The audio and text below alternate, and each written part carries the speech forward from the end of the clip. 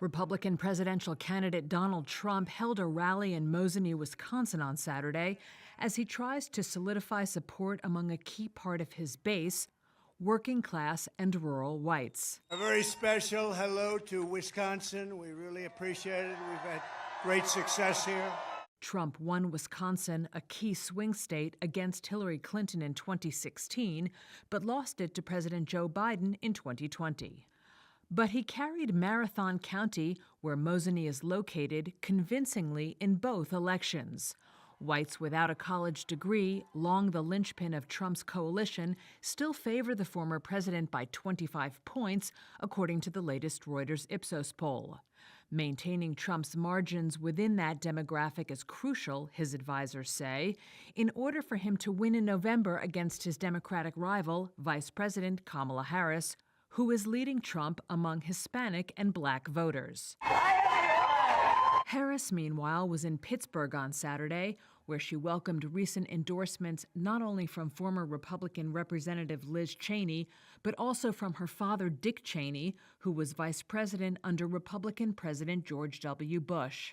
I think that what they both, as leaders who are well respected, are making an important statement that it's okay, and if not important, to put country above party. And I'm honored to have their support. Harris and Trump will debate each other for the first time in Pittsburgh, with Pennsylvania another key battleground state. Are you ready to face Donald Trump? Yes, I am. Yes.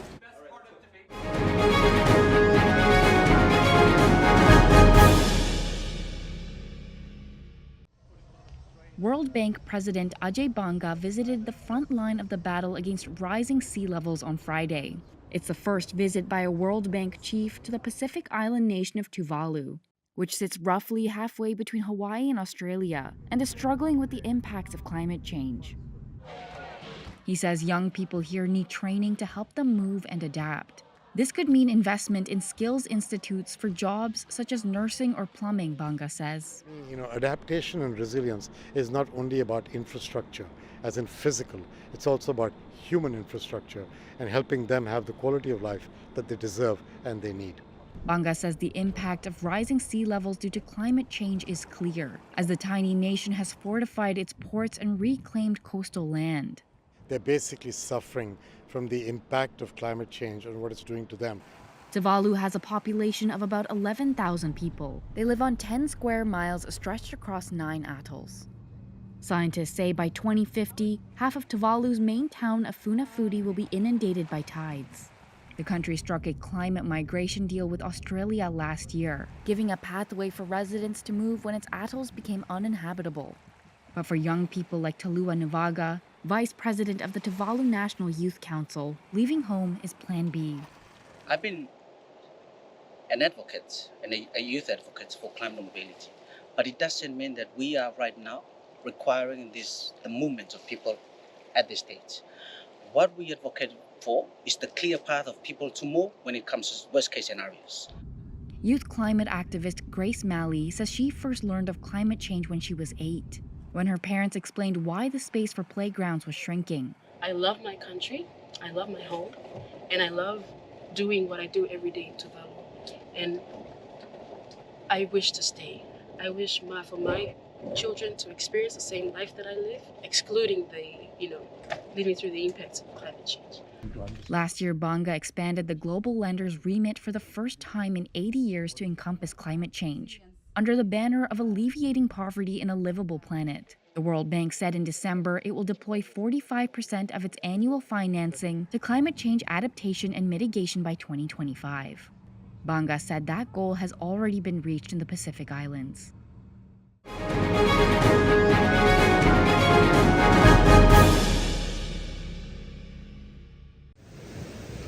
Asia's most powerful storm this year made landfall in northern Vietnam on Saturday.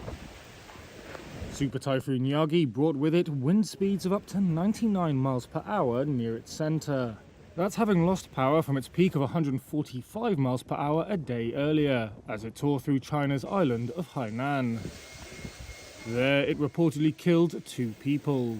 Yagi had already claimed the lives of at least 16 people in the Philippines, the first country it hit.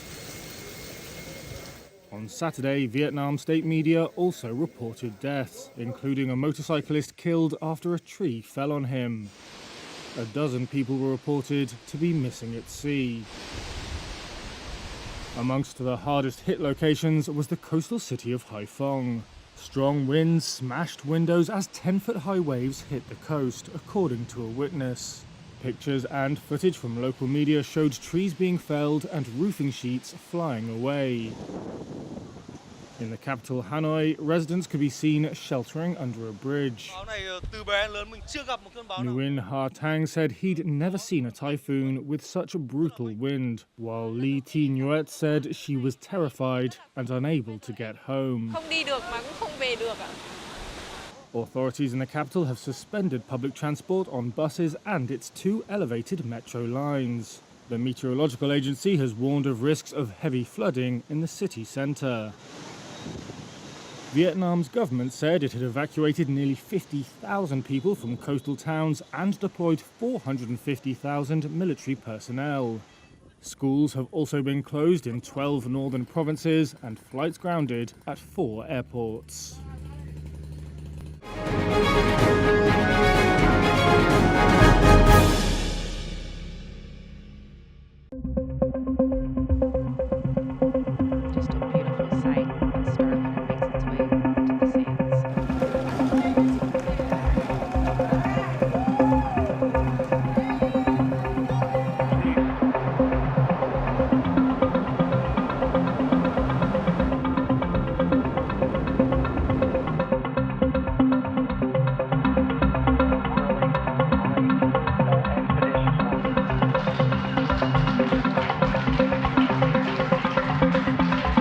It was such a great welcome, little dance party, and that's the way to get things going. And we're just happy as can be to be up in space.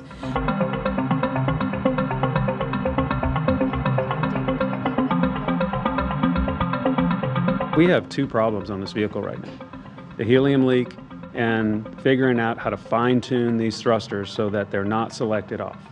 Those are pretty small, really, issues to go deal with, and we'll figure them out for the next mission. So I don't see these as significant at all.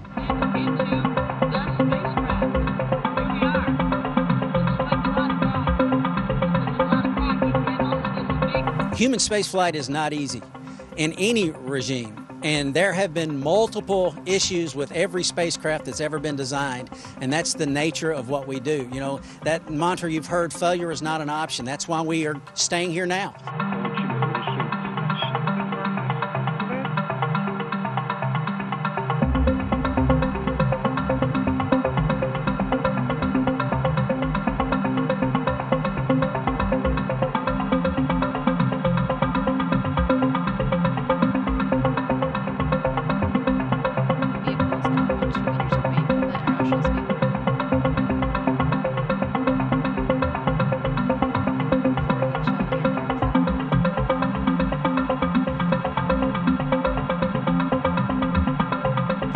Touchdown. Starliner is back on Earth.